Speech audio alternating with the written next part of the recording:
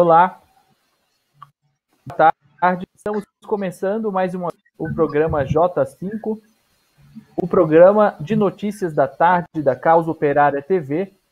Sejam bem-vindos a mais um programa. Já deixa aí o curtir no link de transmissão da Causa Operária TV. Se você não é inscrito, se inscreva, divulgue um canal independente revolucionário. Também fazemos um chamado a todos vocês para contribuírem com a Causa Operária TV, uma TV independente da burguesia.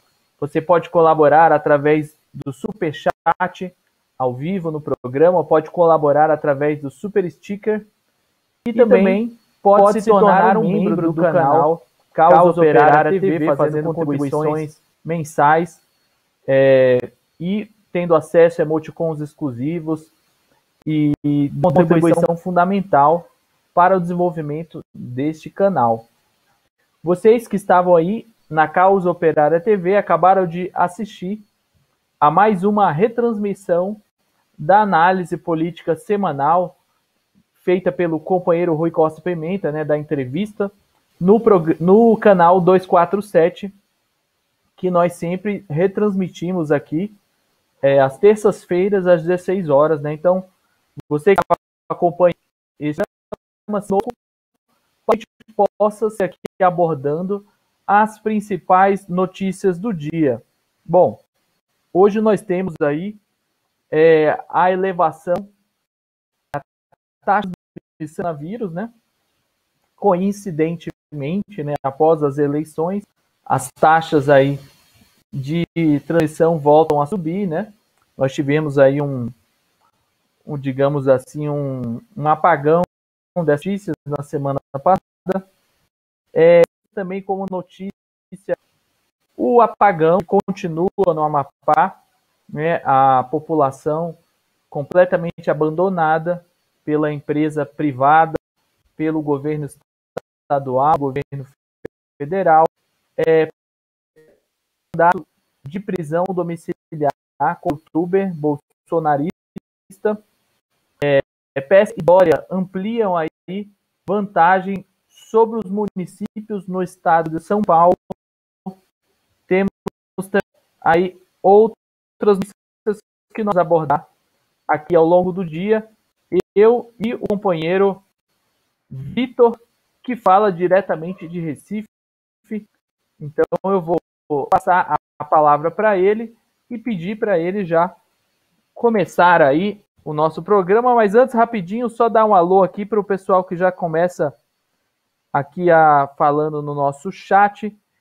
Companheira Elizabeth Novi, boa tarde, grande companheiro Guga, boa tarde, nada.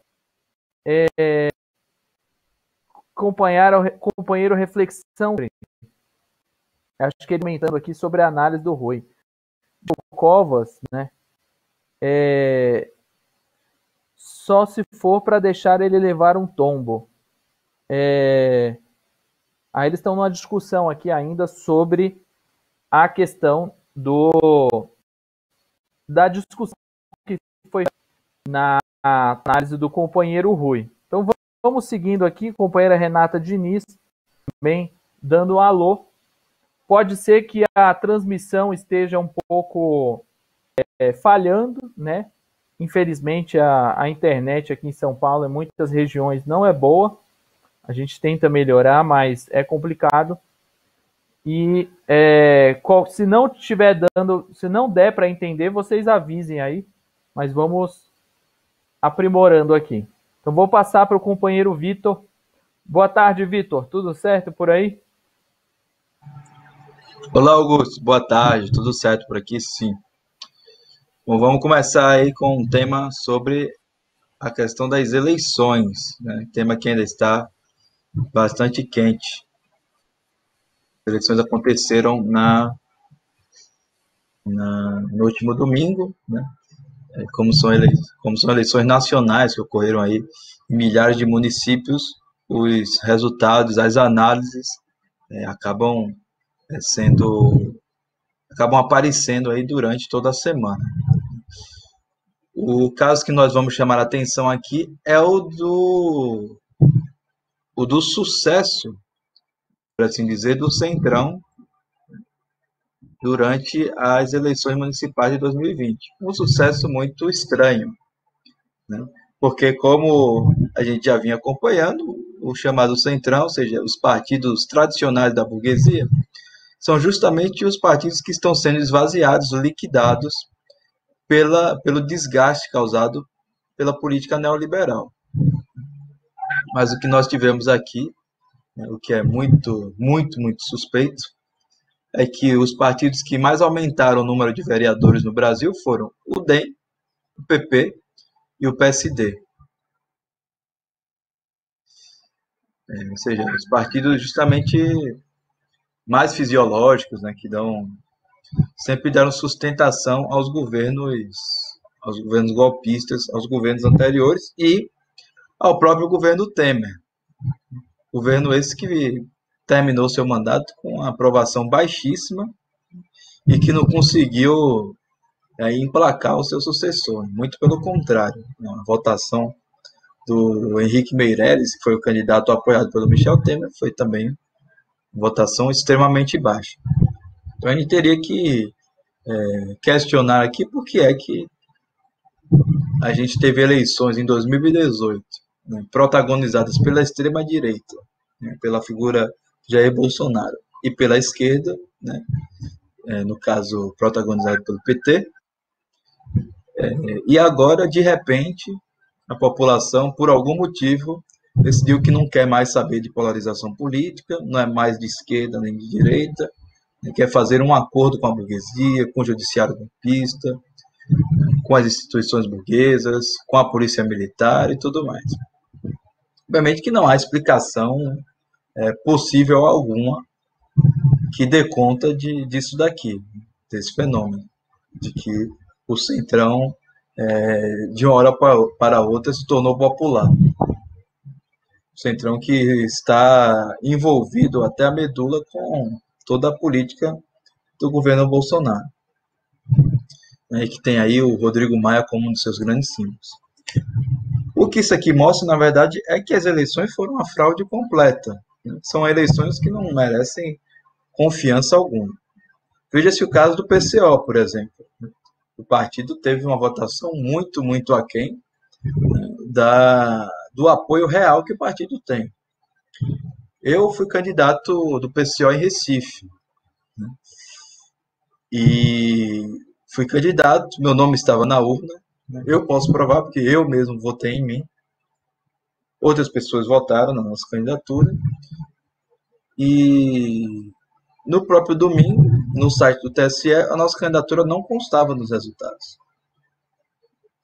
O que chama bastante atenção é que aparecia lá que 100% das urnas teriam sido apuradas, mas 100% foram apuradas, mas não informaram quantos votos teriam ido para o candidato do PCO. Que no mínimo, isso eu posso dar toda certeza, um voto teve. Né? Foi o meu. Mas não aparece. E não aparece porque a votação foi baixa ou coisa do tipo.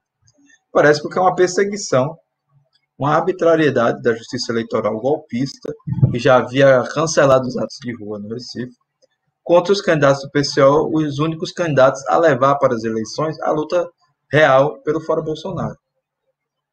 Então, é nesse cenário de muita fraude, muita manipulação grotesca, que a gente se depara também com um novo resultado grotesco aí, né, que é de que os vereadores do DEM, do PP e do PSD aumentaram de números no Brasil. Vai com você, Augusto. É isso, Vitor. Mais uma vez, mais umas eleições, mais um dia onde vemos aí as ilusões aí, né, da população, de setores da esquerda, com o regime golpista se manifestarem aí de maneira evidente, né? O que tem levado aí o país para uma situação de caos, de destruição completa por parte dos golpistas, né, que dão volta aí na esquerda, iludem o eleitorado desses partidos com diversas manobras, com golpes aí perpetrados pelos grandes meios de comunicação. E aí o que a gente vê é o golpe avançando, vê o domínio dos partidos golpistas, aí como você falou, PSDB, DEM, PP, avançando aí, tal qual esses partidos planejaram desde o golpe contra o PT, desde o golpe contra o ex-presidente Lula. O que a gente vê aqui foi uma, digamos, uma virada brusca que eles tiveram que fazer com a eleição fraudulenta de 2018 e a posse de Jair Bolsonaro, que eles tiveram que apoiar, a contragosto, mas apoiaram. E agora eles estão buscando aí reconduzir digamos assim, a direção do golpe, né? E para reconduzir a direção do golpe não basta os personagens principais aí, Rodrigo Maia, Fernando Henrique Cardoso, Dória e todos esses golpistas que nós conhecemos aí, Alcolumbre, né? Você precisa ter os personagens auxiliares aí que vão fazer uma encenação no processo para que o processo pareça mais bonito, né? Pareça maravilhoso, né? Tal qual a esquerda no Brasil, ela está com o golpe de Estado, ela está caminhando aí de uma maneira louca para uma linha à la Partido Democrata dos Estados Unidos, que é o partido que hoje representa o setor principal do imperialismo, né, o setor que apoia as guerras imperialistas, né, pelo petróleo, pelo interesse das suas empresas, que é o setor que apoia ditaduras, golpes de Estado no mundo inteiro, mas faz uma demagogia, né, à la identitária, né, coloca lá uma personagem que veio da pobreza, uma personagem negra, um cara que é LGBT, né? Tudo para, digamos assim, fazer uma demagogia com todo mundo, mas seguir com a política imperialista. Aqui no Brasil é assim também. Os golpistas seguem avançando e ainda falam, lá não sei da elegemos uma guerreira, elegemos não sei o que, né? Se estivesse aí caminhando para o paraíso, né, nas mãos dos golpistas que seguem dominando o Estado brasileiro e cada vez mais, né? Nós vamos debater esse tema com certeza muito ainda aqui na Causa PT e com certeza mais ainda na análise crítica da Compoi Costa, que na hora da balança também deverá ocorrer aí em conjunto com a Conferência Nacional do PCO, que discutirá, fará um balanço das eleições municipais de 2020 e também tomará algumas decisões coletivas do partido em relação a esse processo. Então, a de notícias, comentar Roqueide, eu acho que do ponto de vista municipal, aquela política do dia a dia vai fazer diferença e muita. Mas não dando mais abranger projeto nacional. Não. Aí, de fato, eu concordo. Por isso, a necessidade de ir além das eleições. Ela, por si só, não resolve nada. De fato, concordo com o companheiro Roqueide. Quem acha que a nova esquerda, entre aspas, resolve algo, veja o que aconteceu com o governo do Syriza na Grécia. Veja se melhorou alguma coisa. Exatamente. Lá na Grécia, né, nós tivemos aí um exemplo bem claro dessa política lá, pessoal, que no final das contas acabou trazendo de volta a direita fascista por não ter aí qualquer capacidade de enfrentar a burguesia europeia. Mas a gente pode discutir isso melhor no outro momento. Bom, seguindo aqui com a nossa pauta, nós temos o Amapá, que está aí há 15 dias sem energia elétrica, né, num caos completo. A população do estado não tem energia, e quando tem energia aí muitas vezes 6 horas por dia ou até menos, sendo que há regiões que nem isso conseguem ter. E é uma situação absurda, a população sem água potável, sem comida estragando na geladeira, né, sem serviços básicos, por exemplo, abastecer o veículo, transportar. O Estado está pressionado pela política de privatização, né? O apagão do Amapá é a privatização. A empresa que distribui a energia era uma empresa ligada ao sistema privatização, o controle aí sobre a energia, né? Eles dão dinheiro cobrando aí e aumentando os serviços, não investiram na infraestrutura do Estado, na infraestrutura da distribuição elétrica, e aí chegou nessa situação onde um incêndio aí ainda não elucidado numa estação de transporte levou a um apagão do Estado que não foi resolvido. A Petrobras aí age para tentar resolver a situação, mas a população serve do pão que o diabo amassou.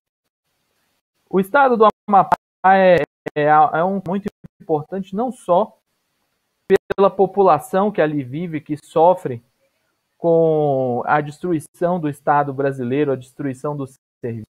Inclusive, denunciado pelo companheiro Gedilson, né, que é presidente do STIL, Sindicato dos Trabalhadores Urbanitários, que fez uma entrevista exclusiva para a Causa Operária TV, denunciou o processo de privatização, de sofrimento que o povo paraense vem tendo, mas é muito importante também porque esse é o projeto que eles querem para o país e para os demais serviços.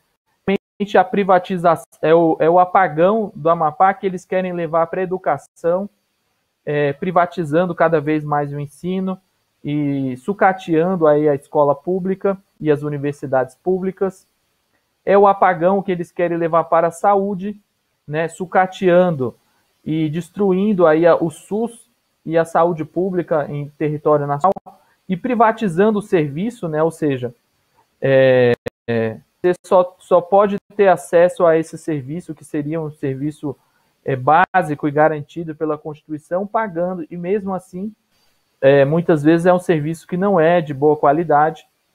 É o apagão que eles querem levar para a Petrobras, que vai gerar aí muito lucro para os acionistas e pouco retorno para o povo brasileiro.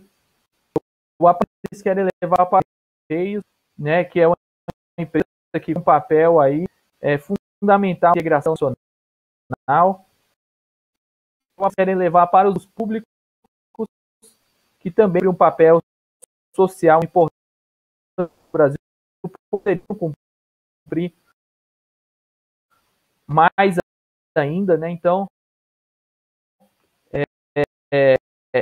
esse caso do Amapá tem que ser muito denunciado, não só pelo que a população vive lá, mas porque esse é o projeto dos golpistas, do PSDB, da Folha de São Paulo, da Veja, de todos esses patrocinadores. Esse é o projeto do país, um grande apagão para o Brasil. Vamos lá, Vitor, segue aí com a nossa pauta.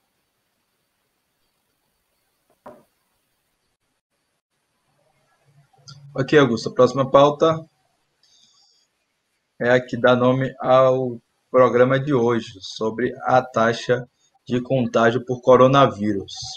Aí vamos falar um pouquinho da situação no Brasil e vamos também falar na situação na Europa. Nos dois lugares, a situação é muito preocupante. Mostra aí a questão da segunda onda da pandemia, né? Só lembrando, inclusive, que a segunda onda da pandemia de gripe espanhola foi muito mais agressiva do que a primeira onda.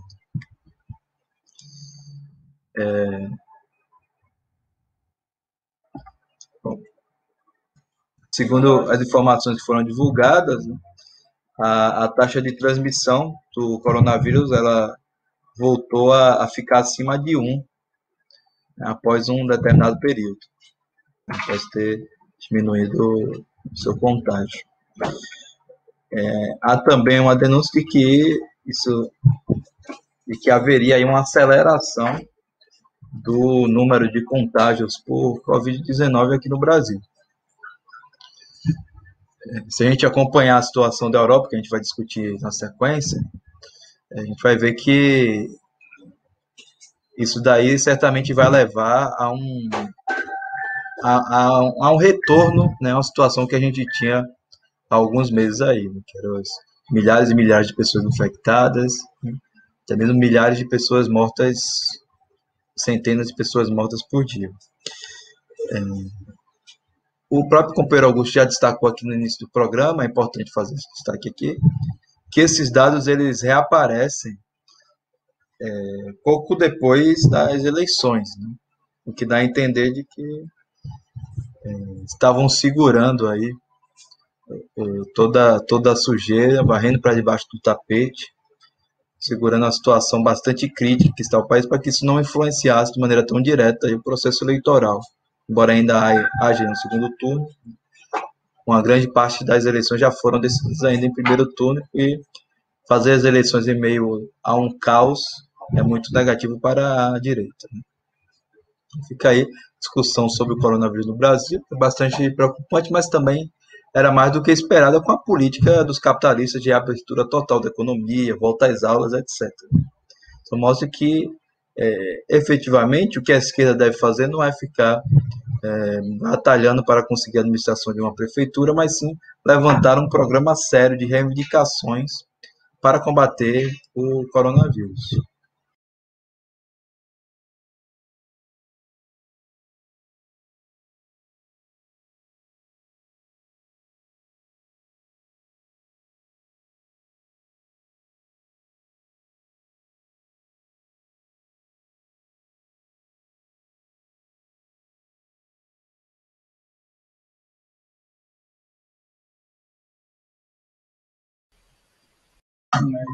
Com você, Augusto. Temos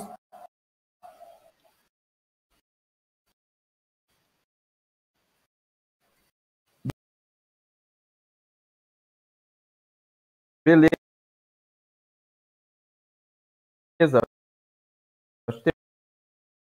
Teve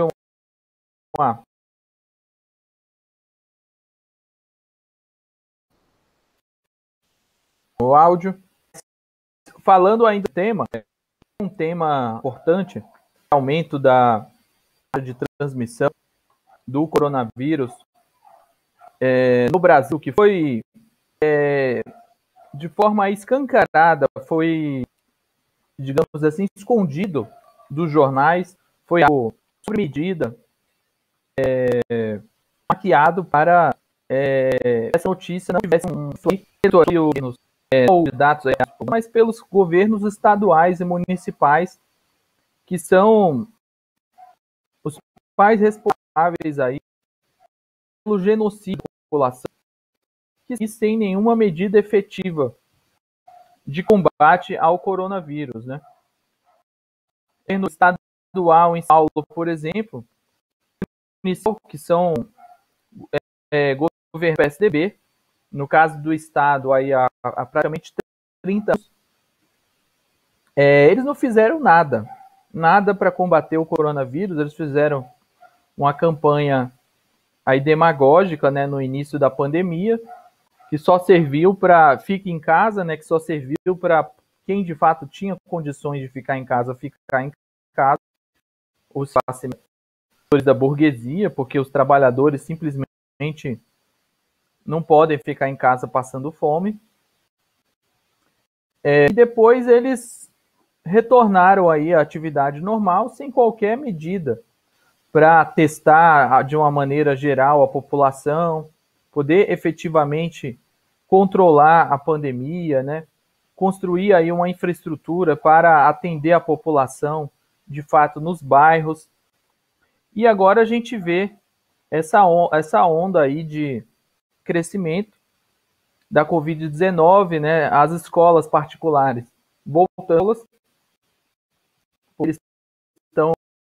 esses estavam preocupados não com a nove, mas a né, com a alta taxa de transferência de alunos das escolas particulares para as públicas. Aí o que a gente vê nesse momento é a elevação aí do Covid-19 e um reflexo de fato da vida média e aí um saldo de pacientes internados aí por Covid-19. Essas internações aí, elas tiveram um aumento de 66% em relação ao que havia aí de internados no começo de setembro. Ou seja, voltou a aumentar aí a taxa de transmissão. O que a gente vê é uma nova onda de transmissão do 19 no Brasil, pelo fato de que simplesmente não foi nada para bater a pandemia, né? O que a gente vê é o transporte público lotado, ônibus e metrô, no caso aqui em São Paulo, mas nas grandes cidades essa é a realidade. Os trabalhadores sendo obrigados aí a trabalharem nas piores condições, qualquer cuidado. E as escolas, né, e outras bares e tudo mais, voltando aí a qualquer custo, né? E naturalmente a pandemia não iria desaparecer sozinha, né? É algo mais do que visível esse aumento aí da taxa de transmissão do 19 e que o próprio João Dória admitiu aí nesta segunda-feira que ela aumentou, segundo os dados oficiais, 18% a taxa de transmissão no estado de São Paulo. É interessante ele anunciar isso após as eleições, né? Como se eles não soubessem já desse aumento. Enfim, são esses aí que foram os grandes vencedores das eleições, né? O Dória, Rodrigo Maia, né? Esses que patrocinaram aí e organizaram o golpe contra o PT, e esses que vão seguir governando aí, caso os trabalhadores aí não se mobilizem, não enfrentem esta ditadura aí, né? Porque pela via eleitoral a esquerda está cada vez mais dominada por esses setores. Vamos lá. Vai lá, Vitor.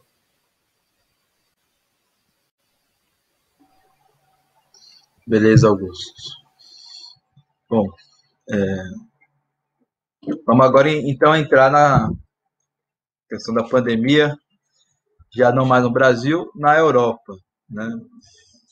Onde a pandemia se desenvolveu primeiro, antes de apresentar um quadro mais grave no Brasil, e onde a segunda onda já aparece de forma mais clara, mais explícita.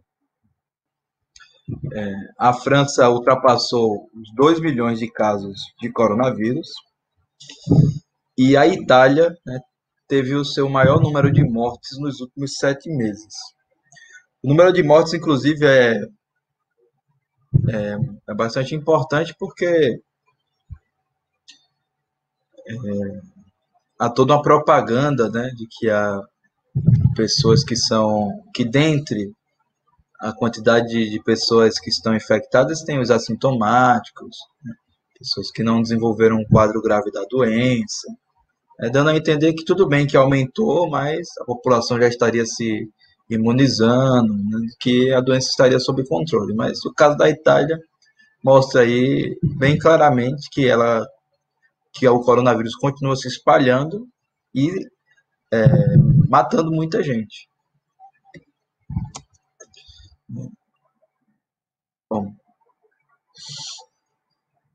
A França, inclusive, com esses 2 milhões de casos, ela se tornou o 4º país com maior caso de coronavírus no mundo, superando a própria Rússia, segundo o levantamento da Johns Hopkins.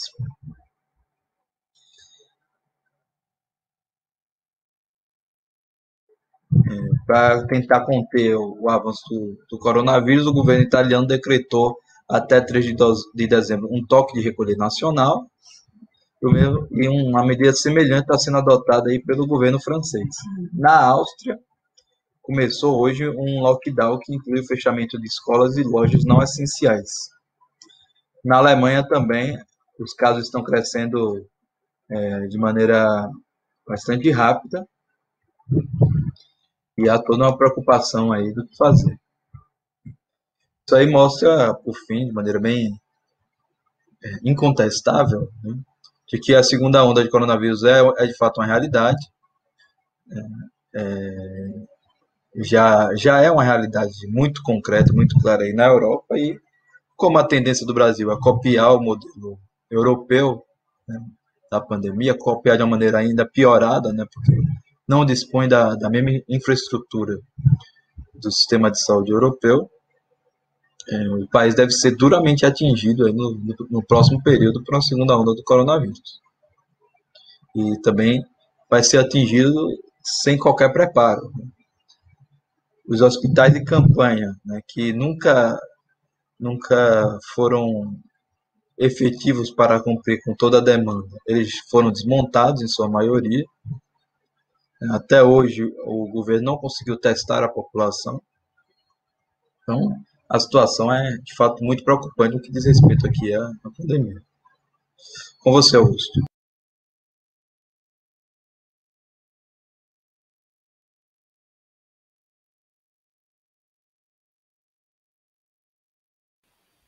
Certo, Vitor.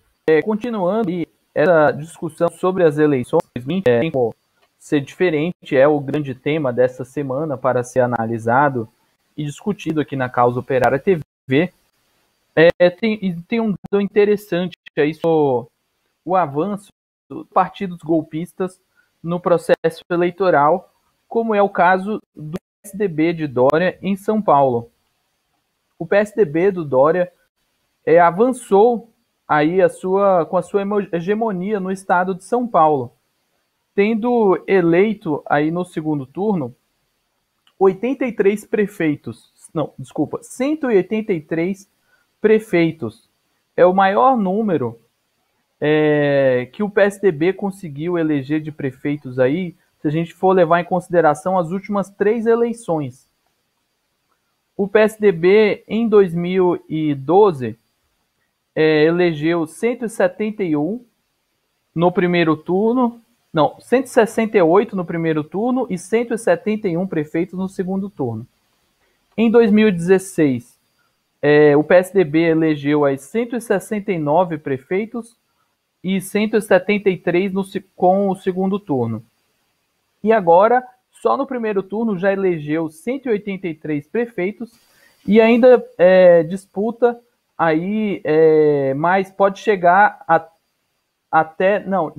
o dado ele pode chegar até 183 caso vença todas no segundo turno, né? No primeiro turno ele venceu em 176, mas já é o maior número de prefeitos eleitos, mesmo se eventualmente o PSDB perder em todas as cidades, né? Só para a gente, vamos dar um giro aqui nas principais cidades em que o PSDB disputa o segundo turno. Nós temos a cidade de São Paulo, que é a maior cidade do país, onde o Bruno Covas concorre com o Guilherme Boulos do PSOL, né?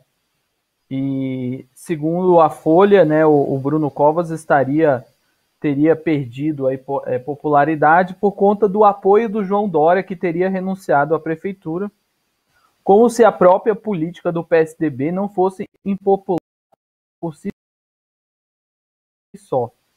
Tudo bem, vamos lá. Em Ribeirão, Dart Nogueira, do PSDB, disputa com a ex-reitora da USP, que também foi a reitora, nos atacou aí durante a ocupação da reitoria em 2007, Sueli Vilela, do Ribeirão Preto lá é capital do agronegócio.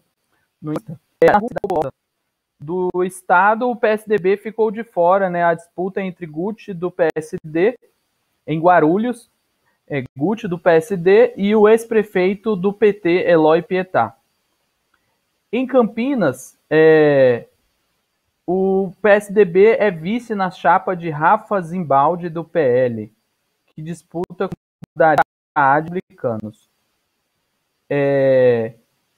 O PSDB conseguiu também vitórias aqui importantes aqui no ABC no primeiro turno, né, em São Bernardo do Campo, em Santo André e São Caetano do Sul. Em Santos também o PSDB concorre aí com o Paulo Alexandre Barbosa contra o ex-presidente do Tribunal de Justiça, Ivan Sartori, do PSD. E assim vai. Em São Vicente, nós temos aí reduto aí do Márcio França. O PSDB ficou em terceiro lugar. Bom, é interessante a gente analisar este quadro porque mostra aí, mais uma vez, toda a operação para reconduzir a direita golpista, a direita pró-imperialista ao poder do Estado brasileiro. Né? Se a gente lembrar que o PSDB teve uma derrota chapante aí nas eleições de 2018, não por não ter aí apoio da máquina pública, por não ter apoio financeiro, mas simplesmente por ter uma popularidade entre o povo brasileiro. No entanto, tanto que um setor da classe média direitista acabou se deslocando aí para apoiar o Jair Bolsonaro e candidatos apoiados pelo Bolsonaro, e ao mesmo tempo também que se atacava de maneira evidente aí o PT.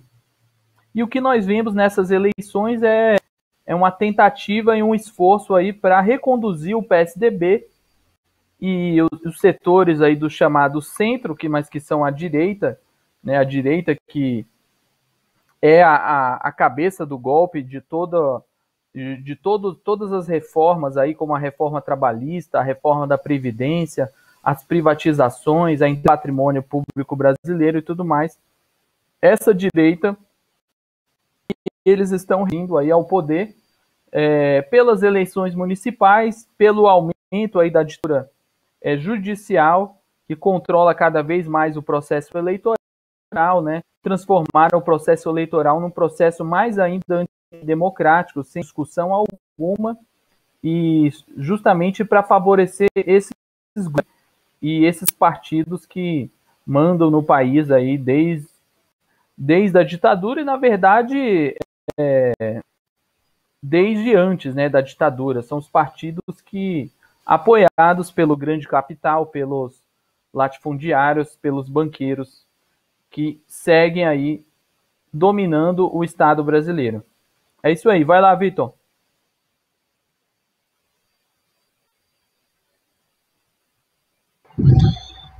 Beleza.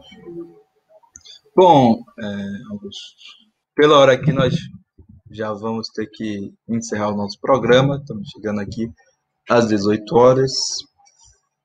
Queria mencionar aqui rapidamente as notícias que nós não demos. No caso, só ficou faltando uma, né? Que é de que a Polícia Federal cumpriu mandato de busca e prisão domiciliar contra o youtuber bolsonarista Oswaldo Eustáquio.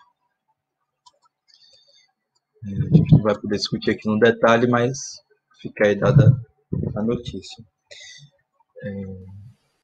Queria só lembrar aqui aos companheiros que nos acompanharam, né, a curtir e compartilhar esse vídeo, a se inscrever no serviço de notificações do nosso site, da cotv.com.br, né, de se tornar membro do nosso canal e de permanecer aqui na nossa programação, na Casa Operária TV, com sinal 24 horas do YouTube, Lembrando que o Jornal das 5 ele vai ao ar todo dia de segunda a sexta-feira, sempre às 17 horas, cada dia apresentado por uma dupla diferente. O dia meu e do Augusto é a terça-feira, né? E também lembrando que agora vocês vão ficar com o programa Arquivo 29, programa que trata aí da história do Partido da Causa Operária.